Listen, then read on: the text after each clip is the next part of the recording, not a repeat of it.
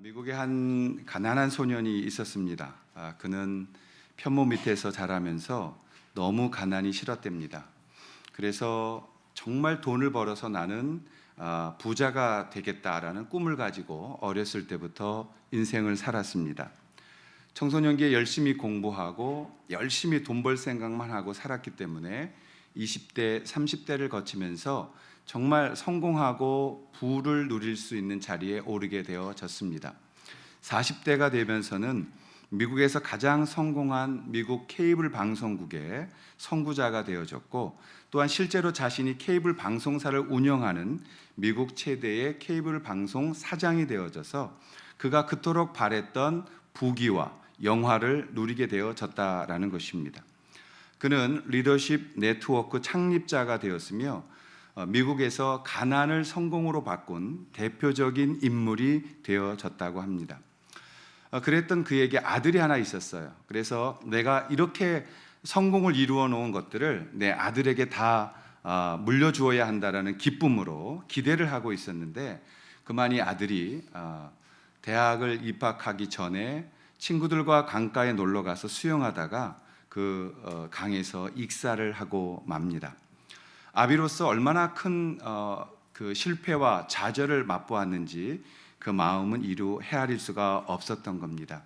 큰 절망에 빠져서 아들의 장례를 치르고 나서 이 사람은 아들의 유품들을 집에 와서 정리하기 시작합니다. 하나하나 유품을 정리하는데 그 아들의 일기장이 나온 거예요. 그 아들의 일기장을 읽으면서 이 아버지는 너무너무 충격적인 글을 읽게 되어집니다. 아버지가 만약에 이 일기장을 읽고 계시다면 저는 이 세상에 없는 사람일 것 같습니다. 아버지는 가난을 성공으로 바꾼 대표적인 미국의 유명 인사가 되셨습니다. 아버지는 열심히 사셨고 정말 성공을 이루셨습니다. 그런데 아버지의 그 성공이 저는 진정한 성공이 아니라고 생각합니다. 왜냐하면 아버지는 예수 그리스도를 떠나 있었고 아버지는 예수님 안에 거하지 않았기 때문에 저는 아버지를 위해서 지금 기도하고 있습니다. 아버지, 예수 믿으셔야 되고 주님 안에 계셔야 되고 주님이 원하시는 삶을 사셔야 됩니다. 아버지, 꼭 이 일기장을 읽고 있다면 예수 믿고 저와 함께 있는 곳에 있으셨으면 좋겠습니다라는 내용이었습니다. 그 아들의 일기장을 읽으면서 이 아버지가 오열을 하고 정말 피눈물 같은 눈물을 쏟으면서 하나님 앞에 절규하듯이 자신의 삶을 돌아보며 외쳤다 그래요. 하나님, 내가 인생을 이렇게 더 살아서는 안 됩니다. 나는 잘못된 성공을 쫓아왔고 내 인생이 이렇게 사라져서는 안 됩니다. 그리고 외쳤던 게 하나님 잠깐만요. 내 인생 이대로 갈 수는 없습니다 라고 외쳤습니다. 그리고 그가 남은 생애를 주님 안에서 어떻게 살아야 될지에 대한 고민을 하고 다시 그 인생을 주님 앞에 드렸던 그 삶이 밥 버포드의 하프타임이라는 것입니다. 이 책이 한국에 소개되어지고 나서부터 한국에는 인생 후반전이라는 이야기가 굉장히 유행으로 돌았습니다. 이 일을 열심히 하고 있는 우리 박호근 목사님은 가까운 잘 아는 분인데 정말 열심히 사명을 가지고 일을 하고 있어요. 우리가 시간이 된다면 그분도 모셔다가 우리 교회에서 이 하프타임 세미나도 해야 된다고 생각을 합니다. 여러분, 오늘날은 성공 시대입니다. 모든 사람들이 성공을 위해서 달리는 겁니다. 성공 때문에 내 모든 것들을 포기하서라도 성공만 이룰 수 있으면 다 보상해 줄 수 있다고 우리는 그렇게 믿고 있는 것입니다. 여러분, 우리가 남들보다 더 열심히 뛰고 남들보다 더 많이 뛰고 남들보다 잠을 더 줄이고 남들보다 더 인색하게 굴면서까지 우리는 밤낮으로 뛰고 있습니다. 우리는 오늘 성공이라는 것을 잡기 위해서 살아왔고 성공 때문에 어떠한 어려움도 이겨낼 수 있도록 참아왔고 때로는 아이들이 아파도 때로는 가정에 어려움이 있어도 성공만 하면 된다라는 그러한 무의식 속에서 우리는 성공을 잡기 위해 오늘을 살아가고 있습니다. 깜짝 놀라는 것은 새벽녘을 나오다 보면 정말 트래픽이 새벽에 있어요. 깜짝 놀랍니다. 아니, 왜 이렇게 바쁠까? 여러분, 새벽 2시, 3시에도 이 수소고속가도로를 타보시고 또 이런 도시를 다녀보셔도 차들이 왜 이렇게 많은 거예요. 사실 제가 새벽 기도를 시작하면서 우리 아파트에서 내가 제일 먼저 일어나리라, 그리고 일찍 일어나 했는데요, 밤을 새우시는 분들 때문에 실패했습니다.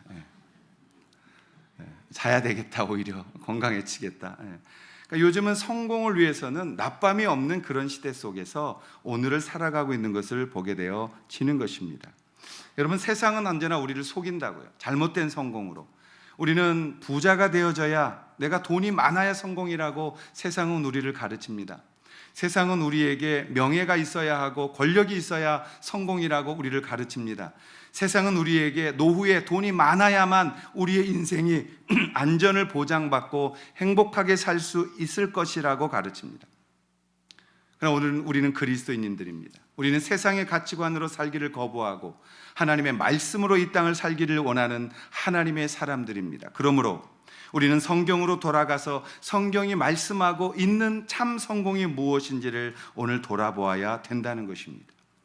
여러분, 제가 계속해서 부탁을 드리는 것은 성경 읽으면서 성경 안에 유명하게 등장하는 분들이 진정한 성공을 이루은 사람들이라고 말할 때 그들이 잘나고 그들이 뛰어나서 위인전기로서 그들이 등장하는 것이 아니라 하나님께서 그들과 함께 하셨기 때문에 그들은 진정한 성공을 거두는 사람들이었다라는 말씀을 자주 드립니다.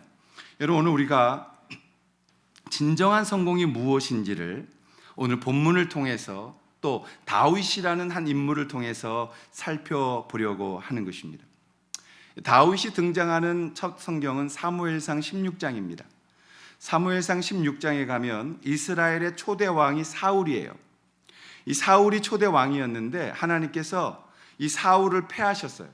그리고 두 번째 왕을 세우려고 마지막 사사였던 사무엘이라는 분을 통해서 어느 한 집을 가게 합니다. 그 집이 이새라는 사람의 집이었어요. 그 이새의 집에 가서 하나님께서 너의 아들 중에 왕을 삼고자 하신다 라고 했더니 제일 먼저 등장하는 아들이 있습니다. 첫 번째 엘리압이라는 아들이었어요. 근데 이 엘리압을 보니까 아주 키가 홀출하고 얼굴도 아주 잘생긴 거예요.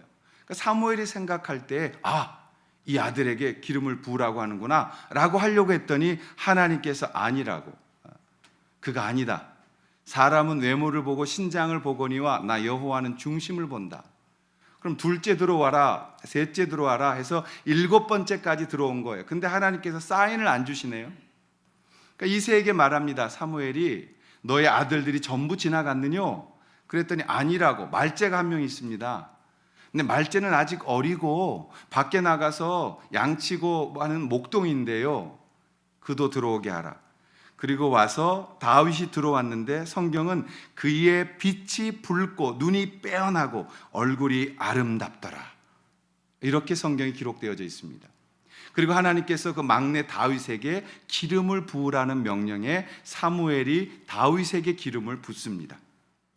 그 기름 부음을 받고 나서 이제 사울이라는 왕이 그 자신의 궁궐 안에서 자꾸 악신에게 들립니다.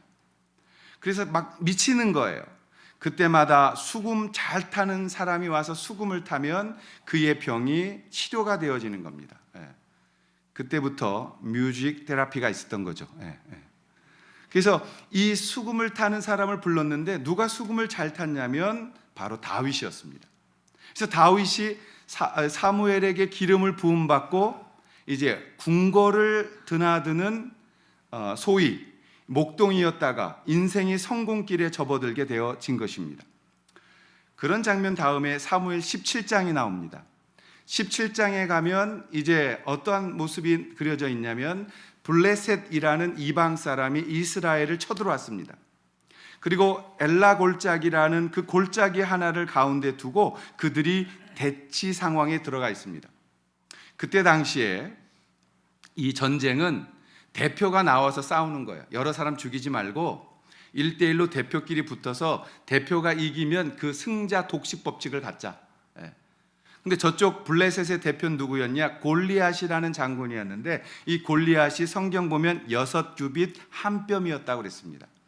그러니까 오늘 이걸 학자들이 바꾸니까 대충 키가 2m 80에서 90 사이. 오늘날 미국의 큰 농구 선수들 보면 뭐 2m 20도 있고 뭐 그렇습니다만 이 정도 귀골이 장대한, 그래서 골리앗이 입었던 갑옷의 키로수가 57kg. 무엇도 뚫을 수 없는 거예요. 그가 들었던 칼의 무게가 6.8kg이었습니다. 엄청난 사람이 그 앞에 서 있는 거예요. 그러자 이스라엘에서는 아무도 대적하러 나갈 수 있는 사람이 없었습니다. 심지어는 사울 왕이, 이스라엘의 사울 왕이 다른 사람보다 목 하나가 더 컸다 그래요. 근데 이 사울 왕조차도 감히 나가지 못하고 전부 다 이 골짜기 하나를 들고 이스라엘 백성들은 다 산 쪽에 숨어 있는 겁니다. 그러자 이 블레셋 이 골리앗 장군이 나와서 모진 욕들을 합니다. 하나님 어디 갔냐고 모욕하고, 너희들이 하나님 믿는다면서 이렇게 겁장이냐고 욕하고, 이런 광경을 누가 보게 되느냐? 그 전쟁에 나가 있던 다윗의 형님들, 그 형님들의 먹을 것을 가지고 나아갔던 다윗이라는 소년이 이것을 보게 되어지는 겁니다. 그리고 이 다윗이 겁도 없이, 하루 강아지 법무서운 줄 모른다고 어떻게 말하냐면, 이 블레셋 사람을 죽여 이스라엘의 치욕을 제하는 사람에게는 어떠한 대우를 하겠느냐? 이 할례 없는 블레셋 사람이 누구간데 사시는 하나님의 군대를 모욕하느냐? 사무엘상 17장 26절에 이렇게 큰 소리를 칩니다. 그리고 자기가 나가서 싸우겠다고 그래요. 그러자 누가 제일 먼저 말렸겠어요? 엘리압을 비롯한 형들이 말리는 겁니다. 너 정신 좀 차리라고. 너 지금 네가 아무것도 몰라서 그렇지, 야 네가 어쩌려고 그러냐, 죽고 싶어서 환장했냐고 말리는데, 사울 왕이 그러면 갑옷이라도 입고 나가라고 갑옷을 줬는데 갑옷이 너무 커서 안 맞는 거예요. 그러니까 다 내려놓는 겁니다. 다 내려놓고 자기가 싸웠던 전투 방법을 들고 나가는 거예요. 그게 무엇이었냐면 물맷돌 돌리는 겁니다. 다윗에 관한 아주 이 책들이 제일 많은 것 같아요, 사실은. 근데 제가 이 많은 책 중에서 제일 인상 깊게 보았던 책은 만방학교를 세웠던 최하진 교수가 쓰셨던 책인데, 다윗 대통령이라는 책이 있습니다. 그 책을 써서 많은 분들이 와서 이 정부의 대통령 만들기를 원하는 분들이 상담까지 하셨다고 그러더라고요. 근데 거기에 보면 이 다윗이 왜 이겼는지를 아주 상세하게 설명하고 있는데요, 재미있습니다. 수학을 잘하시는 분이셔서 물맷돌 돌아가는 속도 대비 날아가는 돌 속도와 맞출 확률과 이런 것들을 다 수학적으로 풀어놨어요. 한참 재미있게 봤는데, 다윗이 물맷돌을 들고 돌립니다. 여러분, 이게 얼마나 정확하냐면 그 한 20-30m 앞에서도 정확한 돌을 놓고 맞출 정도로 그들은 연습이 돼 있는 거예요. 그러니까 물맷돌 맨질맨질한 걸 5개 딱 주머니에 차고 칼 들고 딱 서 있는 골리앗을 향해서 뛰는 거예요. 뛰면서 물맷돌을 돌리기 시작하고 날립니다. 가속에 가속을 붙는 거죠. 그리고서 이 돌이 껄껄껄 하고 있는 골리앗의 정 이마에 가서 박히는 겁니다. 그리고 거기에 뇌진탕으로 바로 골리앗은 죽임을 당하죠. 그러자 다윗이 가서 그의 긴 칼을 빼서 그 골리앗의 목을 칩니다. 그러자 이 이스라엘이 어떻게 되어졌겠어요? 그냥 난리가 난 겁니다. 다윗이 영웅이 된 겁니다. 그리고 누구도 대적하지 못했던 이 골리앗을 죽였던 다윗의 인기가 하늘을 치솟기 시작합니다. 그러자 사울 왕이 이대로 두면 안 되겠다 싶어서 그 다윗을 군대의 장관으로 삼습니다. 국방부 장관이 된 거예요. 근데 그것도 불안하니까 어떻게 하냐면 자신의 딸 미가를 주어서 사위로 삼습니다. 왜? 그러면 혈연족이 돼서 자신을 건들지 않으니까요. 다윗은 목동, 양치고 그냥 짐승 기르던 그 목동이었던 그가 어느 날 왕궁을 드나드는 사람이 되어지고, 어느 날 골리앗을 죽이면서 국방장관이 되어지고, 어느 날 왕의 사위가 되어져서 정말 일약 눈 깜짝할 사이에 최고의 성공을 거두는 사람이 되어졌다는 겁니다. 근데 그것도 얼마 가지 않습니다. 사울 왕이 더욱더 미치면서 사위였던 다윗에게 창을 던져대기 시작합니다. 근데 이 창이 위협적으로 던지는 창이 아니에요. 피하지 않으면 목숨을 잃을 만큼 정확하게 창이 날아오는 거예요. 그러니까 이 다윗이 처남이었던 요나단에게 이렇게 말해요. 정말 너희 아버지며 나의 장인 사울이 나를 죽이고자 하는 것이냐, 아니면 위협만 하는 것이냐? 요나단이 알아봤더니 정말 죽이려는 거예요. 그래서 다윗에게 광야에서 사인을 주고 도망치게 합니다. 다윗이 그 길로 도망을 쳐요. 어디로 가느냐? 놉당으로 갑니다. 놉당에 갔는데 아무도 다윗을 받아주지 않아요. 현상금이 걸렸거든요. 그래서 다윗이 배가 너무 고파서 이 제사장에게 찾아가고, 제사장은 제사장들만 먹어야 했던 그 떡을 주면서 생명을 연장시킵니다. 나중에 사울이 쫓아와서 그 다윗에게 떡을 주었던 제사장들을 전부 다 죽여버려요. 그러니까 다윗이 이제는 더 이상 이 이스라엘 땅에는 있을 수가 없는 거예요. 그래서 어떤 일을 선택하냐면 그가 이제 블레셋 땅으로 망명을 합니다. 자기가 그렇게 소리치면서 그 용감을 내서 죽였던 원수의 땅, 그 골리앗의 땅, 그 나라의 망명으로 도망치는 거예요. 도망치는데 끌려가죠. 어디로? 아기스 또는 아비멜렉이라고 불리우는 그 왕의 호칭입니다. 바로처럼 그 왕 앞으로 끌려가는 겁니다. 근데 그 장수들이 바로 이 사람이 골리앗 장군을 죽였던 다윗입니다. 이 사람을 죽여야 합니다. 그때마다 다윗이 계속 미친 척을 하는 거예요. 침을 질질 흘리고 옷을 다 찢고 머리를 풀어헤치고 재를 갖다가 뿌리면서 헤헤헤헤 하고 몸을 그쩍대 그랬더니, 그리고 아주 정신 나간 사람처럼 그냥 침을 흘리고 박수를 치고 그냥 칠성한 사람처럼 그렇게 말하는 거예요. 그러자 그 아기스라는 왕이 뭐라 그러냐면, 야, 우리나라에는 미친 사람 없냐? 미친 놈이 없어서 그래 내 앞에 데려왔느냐? 얼른 갖다 버려라. 내다 버려. 내쫓아 버려. 그래요. 근데 그 블레셋 장군들은 그렇게 말하지 않아요. 이 사람이 바로 다윗입니다. 죽여야 된다고. 네, 하나님께서 아기스에게 은혜를 주셨는지 그 아비멜렉이 쫓아버려요. 그때 사울에게 쫓기던 이 다윗은 목숨 하나 겨우 건지고 원수 앞에서 미친 척하면서 참 창피하기도 하고 굴욕적이었지만 그 앞에서 목숨을 건져내고 블레셋 땅을 도망쳐 나옵니다. 그리고 지금도 그 엔게디 골짜기가 있는데 그곳에 가면 이 아둘람 골짜기라는 데가 있어요. 거기에 한 동굴에 피해서 자신의 상황을 바라보고 시를 지은 게 오늘 본문입니다.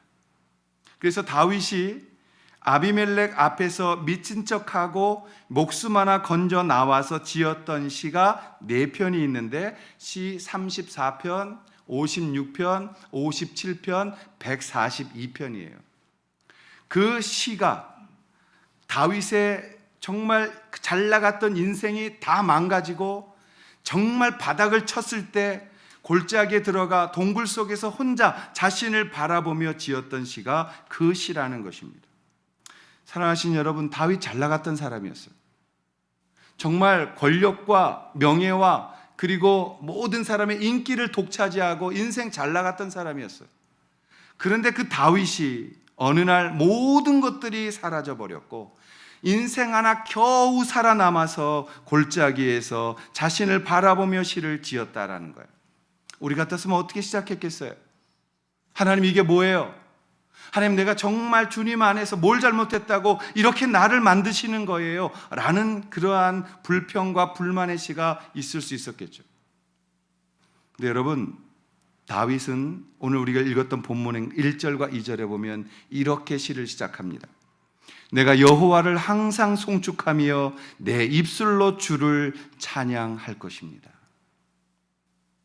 오늘 다윗은 이 동굴에, 감옥 같은 동굴에 혼자 갇혀서 오늘 하나님을 향해서 뭐라고 시를 쓴다고요? 내 여호와를 항상 송축하며 내 입술로 주를 찬양하리로다. 사랑하시는 여러분, 오늘 우리는 성공의 신을 따르는 시대를 살아가고 있습니다. 성공만 하면 모든 것이 될 거라고 믿고 있습니다. 그랬던 우리에게 오늘 다윗은 진정한 성공이 무엇인지를 가르치고 있는 것입니다.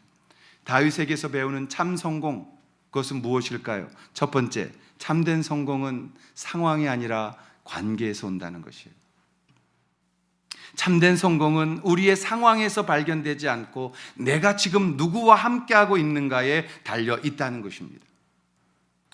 3절과 4절 말씀인데요, 우리가 한번 같이 읽겠습니다. 시작. 나와 함께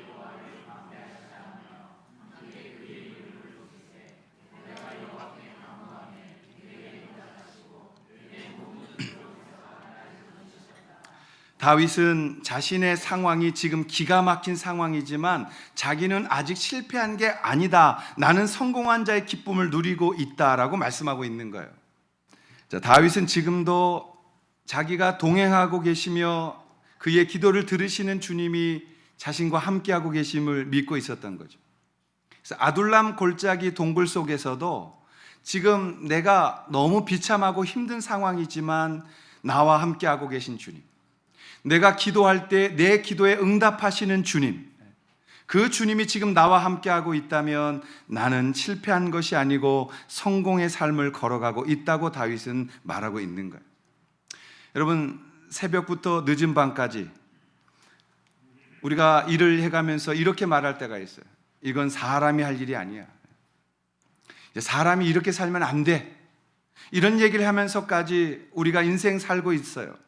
그렇게 악착같이 살아가고 있어요. 왜요? 성공만 하면 된다라고 믿기 때문입니다. 우리가 성공만 이룰 수 있다면 우리가 이런 것 좀 각오해야 돼. 건강 버리는 것 좀 각오해야 돼. 아이들과 대화 못하는 것 각오해야 돼. 성공하기 위해서야 라고 말하며 우리는 오늘을 살아가고 있습니다. 근데 여러분, 정말 우리가 그것이 성공이냐 이 말이죠. 정말 그것이 우리의 성공의 조건이냐라는 것입니다. 오늘 다윗은 참된 성공 그게 아니라고 말하고 있는 거예요. 주님이 원하지 않으시면 여러분, 세상의 환경과 세상의 행복의 조건과 세상 성공의 기준은 다 무너지는 겁니다. 주님이 지켜주시지 않으면 우리가 무슨 차를 타고 무슨 옷을 입고 무슨 음식을 먹고 몇 평짜리 아파트에 살고 있고 그게 우리의 성공의 기준이 될 수 없다는 것입니다. 진정한 성공은 다윗처럼 아둘람 골짜기에서 미친 사람 모양으로 도망쳐 왔어도 지금 이 자리에 하나님이 함께 계시고 기도할 때 응답하시는 하나님의 동행에 있다는 것을 다윗은 기억하게 하고 있는 것입니다. 사랑하는 여러분, 참된 성공은 환경에 있는 것이 아니에요. 내가 지금 누구와 함께하고 있느냐에 달려있는 거예요. 내 환경이 고난 중에 있을지라도, 내 환경이 고통 속에 있을지라도 주님이 지금 나와 함께 하시고 내 기도를 듣고 계시다면 우리는 아직 실패한 것이 아니라는 것입니다. 우리가 자꾸 기도를 할 때 환경 바꾸는 기도만 해요. 여러분, 환경을 바꿔달라는 기도는 세상 사람들도 하는 거예요. 무당 찾아가서도 하는 거예요. 진정한 그리스도인들의 기도는 하나님 그분이 나와 함께 하시고 나를 떠나지 아니하시고 나를 기뻐 받으시는 그 자리에 주님과 함께하고 있어야 된다는 것입니다. 그것이 우리의 기도 제목이 되어져야 돼요. 그것이 우리의 삶의 목적이 되어져야 한다고. 그것을 잃어버리면 다 잃어버리는 것이라고요. 그래서 다윗은 오늘 주님 안에서, 주님, 내가 주님 앞에 기도하고 주님 앞에 구하니 주께서 들으시고 내 기도에 응답하시고 내 모든 두려움에서 나를 지금 건지시고 계시므로 나는 실패한 것이 아니야, 나는 끝난 것이 아니야, 나는 지금 성공의 길을 걸어가고 있는 것이야 라고 고백할 수가 있었다라는 것입니다. 오늘 성도님들은 어떤 환경이 나에게 만들어져야 성공한 사람이라고 정의하시겠습니까? 복권이 맞아서 돈이 많아지고 매일매일 돈을 써도 마르지 않는 그런 돈이 있을 때 그것이 과연 우리의 성공이라고 말할 수 있느냐라는 것이에요. 정말 내가 원하는 것들을 다 받아내고 내 맘대로 되어졌을 때 그것을 성공이라고 말할 수 있느냐는 것입니다. 오늘 다윗처럼 주님이 어떠한 상황에서도 나와 함께 하시고 내 기도를 듣고 계신다면 여러분은 성공의 길을 걷는 중이라는 것을 기억하셔서 주님 안에서 올 한 해는 주님과 떨어지지 아니하고 걸어가는 그 진정한 성공의 길을 밟아가시기를 주의 이름으로 축원합니다. 다윗에게 배우는 참된 성공 두 번째는 진정한 참된 성공은 고난을 통해 온다는 것입니다. 여러분, 우리가 고난 좋아하는 사람 아무도 없어요. 고난 받기 싫어합니다. 고난 받지 않게 해달라고 기도합니다. 그런데 오늘 다윗이 6절에 보시면 곤고한 자가 부르짖음에 여호와께서 들으시고 그의 모든 환난에서 구원하셨도다라고 말합니다. 지금 다윗은 어떤 고난을 당하고 있습니까? 여러분, 고난 중에서 제일 힘든, 견디기 힘든 고난이 인간 관계에서 오는 고난이에요. 근데 이 인간 관계에서 오는 고난은요, 우리를 피를 마르게 합니다. 여러분, 자신을 죽이겠다고 쫓아오는 장인들은 원망하지 않겠어요? 어떻게 사위를 죽이겠다고 저리 아주 매몰차게 자신을 쫓아다니는지 할 말이 많았을 거예요. 솔직히 다윗이 잘못한 게 또 뭐 있어요? 다윗 변명할 거 많고 말할 거 많고 할 말 많았을 거예요. 정말 억울했을 거예요. 여러분, 사람이 억울한 게 많으면요, 이 안에 한이 맺힙니다. 한이 맺히면 얼어요. 모든 게 얼어붙는 거예요. 그래서 우리가 기가 막히고 한이 막히고 한이 맺히면서 우리의 모든 게 얼어붙는 거예요. 그 얼어붙는 게 녹아지는 방법은 하나밖에 없습니다. 그것은 하나님 앞에 은혜의 눈물로 녹여내는 수밖에 없어요.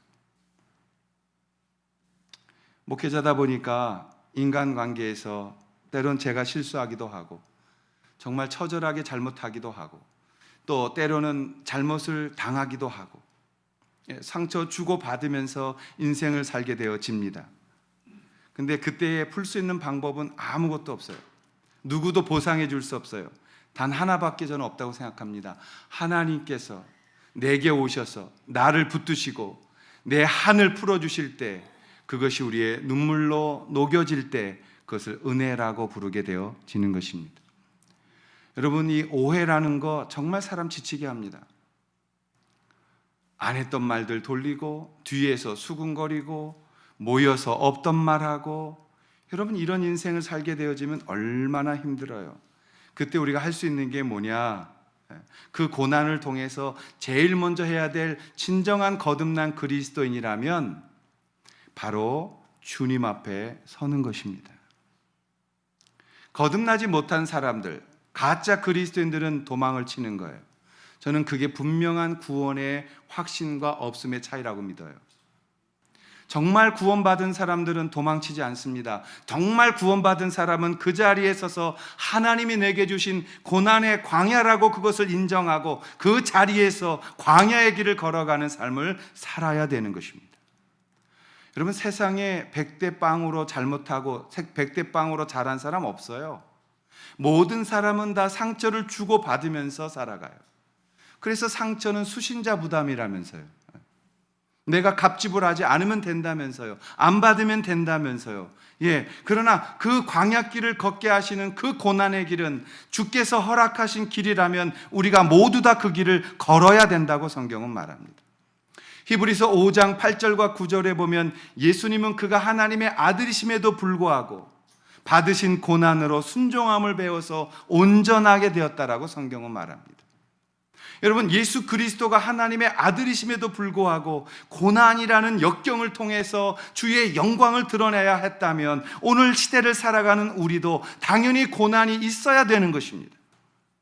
당연히 우리에겐 고난이 와야 되는 것입니다. 그 고난은 우리를 죽이고자 하시는 고난이 아니라 그 고난은 우리를 맑게 하며 버려야 될 것들을 버리게 하며 바라보아야 될 것들을 바라보게 하고 주님이 주시는 그 고난길 속에서 우리는 순종이라는 열매를 맺기 때문입니다. 다윗은 이 고난이라는 것을 맞이하면서 그 고난을 그 아둘람 골짜기에서 이겨내면서 마침내 이런 고백을 하게 된 거죠. 8절에 이렇게 고백합니다. 너희는 여호와의 선하심을 맛보아 알지어다. 그에게 피하는 자는 복이 있도다. 사랑하신 여러분, 여러분이 그 고난의 광야에서 배우는 것은 하나님을 경험하는 것입니다. 우리가 이 고난이 올 때 하나님의 소리를 듣습니다. 우리에게 이 고난이 올 때 하나님의 일하심을 보게 됩니다. 이 고난을 통해서 하나님의 선하신 그 맛을 우리는 보게 되어지는 것입니다. 여러분, 하나님이 사랑하시는 자에게 주시는 고난은 절대 동굴이 아니에요. 하나님이 원하시는, 선하게 여기시는 사람들에게 주시는 것은, 하나님의 그 고난은 이 터널이라는 것입니다. 여러분, 우리가 하나님 아버지 앞에 고난 없는 인생을 살게 해달라고 기도하는 것은 제가 볼 때는 조금 무리한 기도라고 생각해요. 고난은 옵니다. 어느 집에나 고난이 다 있습니다. 없다고 말할 뿐입니다. 고난이 있습니다. 어려움이 있습니다. 광야길 걷게 하십니다. 그러나 그 광야에서 가장 중요한 것은 무엇입니까? 그 초점을 주님께만 맞추어야 한다는 것입니다.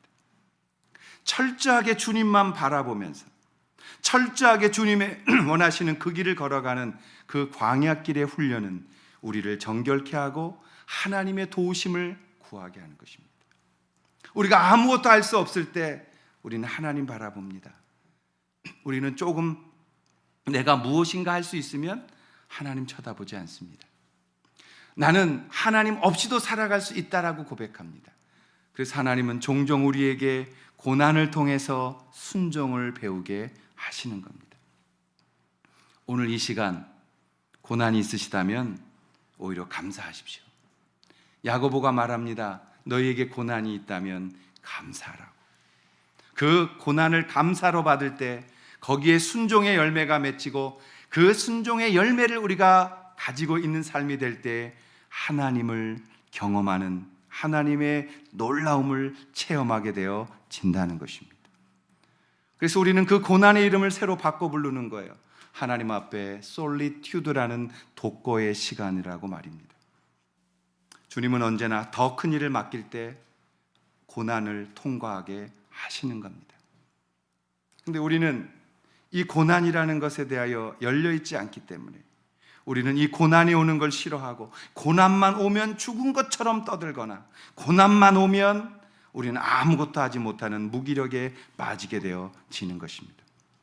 사랑하신 여러분, 주님 앞에서 부끄럽지 않은 고난, 구원, 주님이 정말 인정해 주실 수 있는 삶, 그 고난이 왔을 때 그 눈물 속에서 하나님을 만나고 그 하나님의 위로와 하나님의 격려와 하나님 기름 부어주심을 만날 때 우리는 인간적인 것들을 내려놓고 하나님의 사람으로 거듭나지는 것을 볼 수 있어요. 여러분, 얼마나 우리가 종교적으로 우리를 포장합니까? 얼마나 우리가 우리 자신을 잘 숨길 수 있습니까? 얼마나 우리가 우리 자신을 이 종교라는 틀 안에서 포장하고 얼마나 멋진 사람이라고 우리를 가장합니까? 마치 내가 의인인 것처럼, 나는 바른 말만 하는 것처럼, 나는 똑똑한 사람인 것처럼, 나는 문제없는 사람인 것처럼 얼마나 우리가 헛 고난 자리에 있었습니까? 하나님 쓰시려면 그거 다 벗기십니다. 다 내려놓게 하십니다. 그래서 이 고난은 우리에게 새로운 힘을 얻게 하는 겁니다. 고난 없었던 하나님의 사람들이 어디 있습니까? 고난 없었던 하나님의 일이 어디 있었습니까? 사랑하신 여러분, 고난은 더디는 것 같지만 끝이 있다는 것도 기억하십시오. 그래서 스펄전 목사님이 이런 유명한 이야기를 남긴 거예요. 하나님이 모든 짐승을 노아의 방주로 모으셨을 때 달팽이는 인내로 방주에 도달했다. 이건 스펄전 목사님만이 할 수 있는 설교인 것 같아요. 그분의 설교 중에 무서운 설교들, 막 사람들이 원고만 읽어도 강대상으로 몰려 나와 회개했던 설교들을 보시면요, 우리의 인생은 거미줄에 매달려 있는 거미와 같습니다. 밑에서는 활활 타오르는 불이 타올라오고 있는데 우리는 거미줄에 매달려 있는 거미와 같은 모습으로 지금 서 있습니다. 엄청난 설교죠. 사랑하신 여러분, 우리는 인내가 있어야 되는 거예요. 그 인내가 믿음이 되어지는 거고, 그 인내가 결국 주님을 맛보며 주님께로 나아가는 은혜의 자리에 진정한 성공을 준다는 것을 기억하셔서 오늘 주님 안에서 끝까지 고난을 인내로서 이겨나가며 주님의 사람으로 변화되어져 가는, 사랑하는 2019년도 우리 모든 성도님들이 되시기를 주의 이름으로 축원합니다. 마지막으로 하나만 더, 다윗에게 배워서 배우는 진정한 성공은 무엇입니까? 그건 멈추는 법을 배워야 한다는 것입니다. 자, 13절의 말씀을 보면 내 혀를 악에서 금하며 내 입술을 괴사한 말에서 금할지어다. 악을 버리고 선을 행하며 화평을 찾아 따를지어다. 여호와의 눈은 의인을 향하시고 그의 귀는 그들의 부르짖음에 기울이시는도다. 사랑하시는 여러분, 하나님은 의인을 향해서 바라보고 계시고 의인의 기도에 귀를 기울이고 있다는 사실을 잊지 마십시오. 우리가 고난이 오면 제일 먼저 나오는 게 뭐냐? 불평이에요. 여러분, 우리가 기도도 별로 안 하지만 기도를 많이 해놓고도 고난 때에는 일어서면서 불평한다고요. 우리가 하나님 앞에 기도해놓고서 상대를 저주하고 기도하고서 일어나면서 불평하고 우리의 기도가 다 도루묵되게 하는 것이 얼마나 많이 있어요.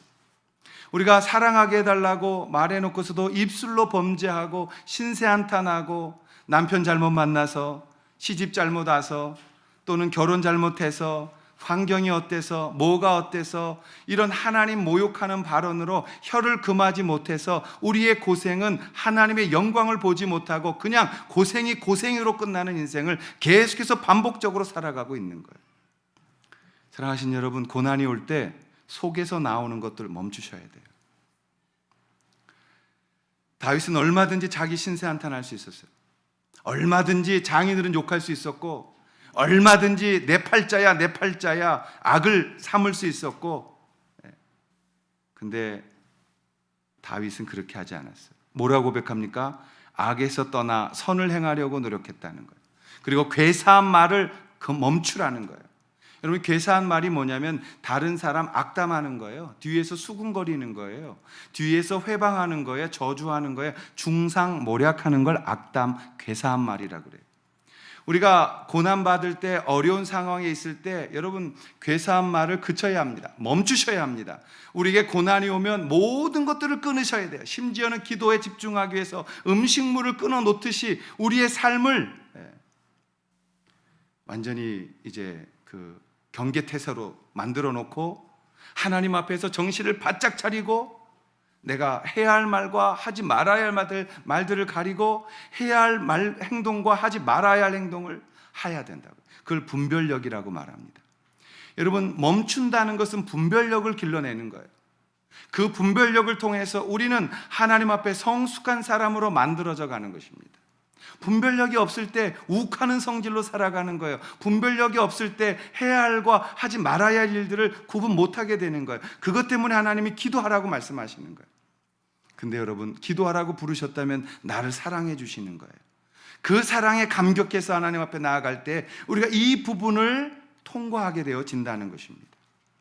다윗은 사울을 원망하고 욕하고 비방할 수 있었지만 하나님만 바라보았습니다. 그래서 시편 기자는 내 입술에 파수꾼을 세워달라고 기도하는 것이었습니다.